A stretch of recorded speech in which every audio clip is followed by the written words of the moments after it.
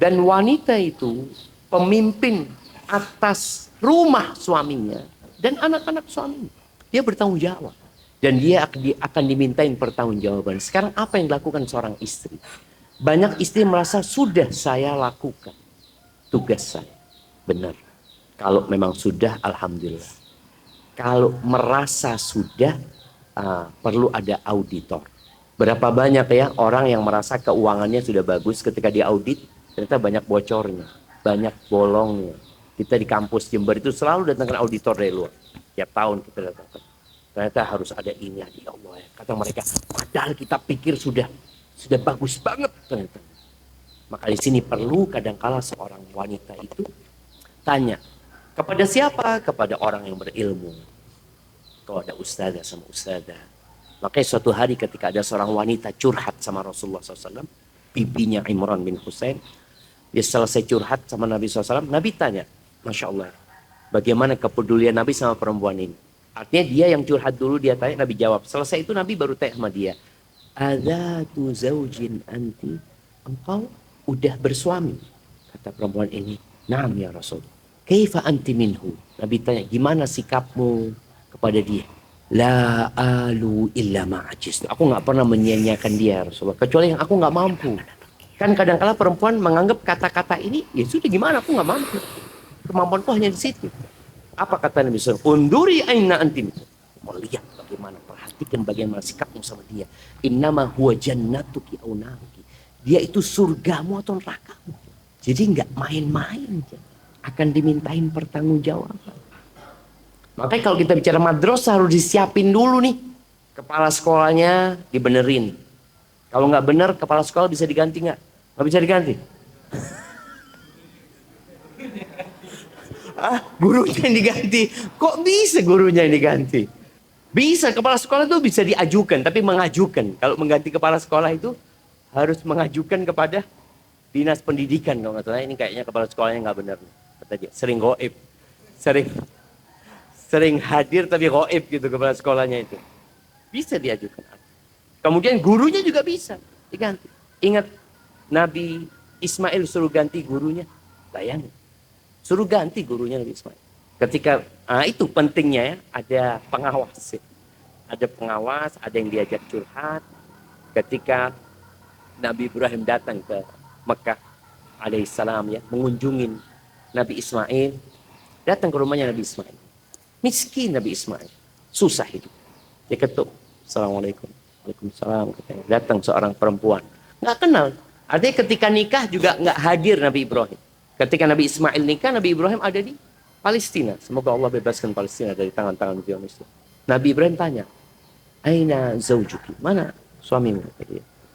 Yabtaghi lana. Dia lagi berburu. Dulu di Mekah, bayangin ya. Kerjanya itu berburu.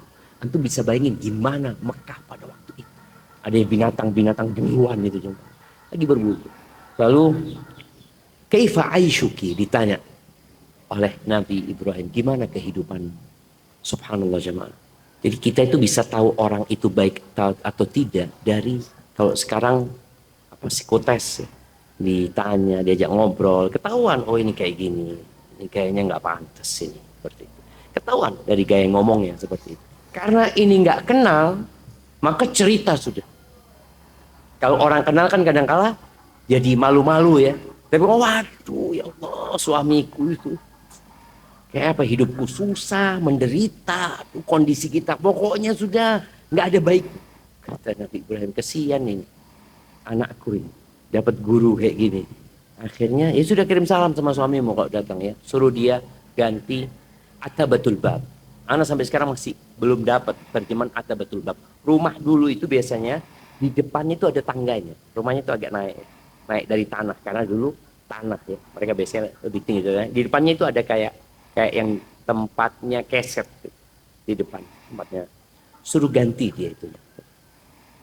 Oh iya kata dia, sudah.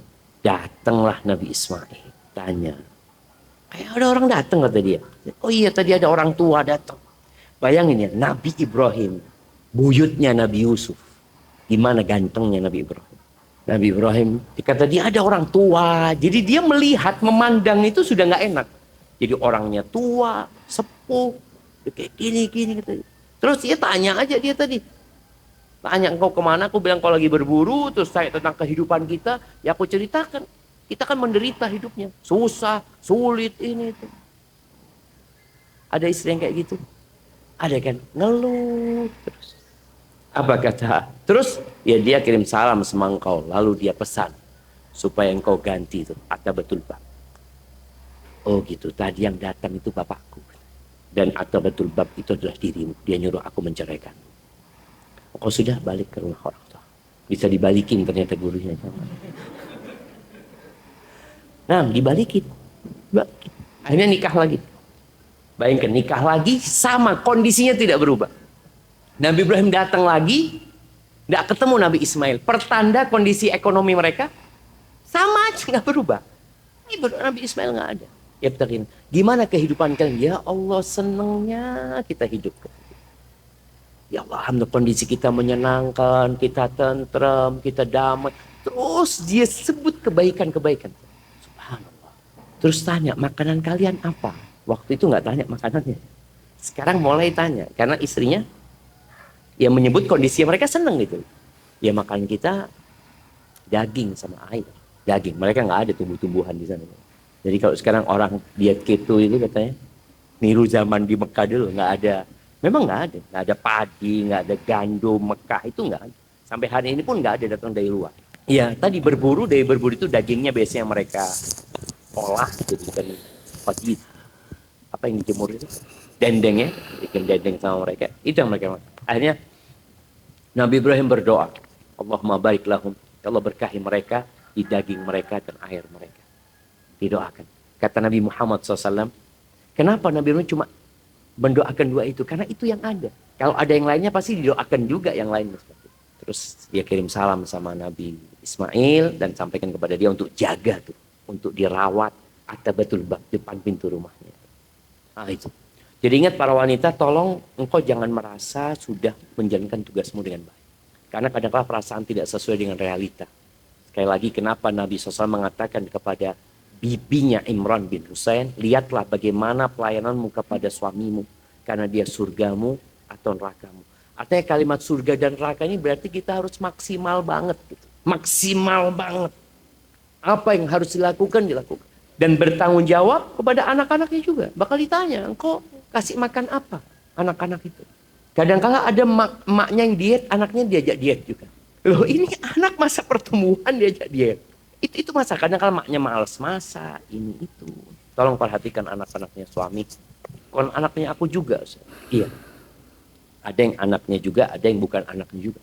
Ada yang kadang-kadang suaminya udah anak, itu tanggung jawab. Jangan berpikir, enggak, aku enggak bertanggung jawab. Dia bukan anakku. Nabi SAW menyebutkan engkau bertanggung jawab atas suamimu dan anak-anak dia. Bukan anak-anakmu.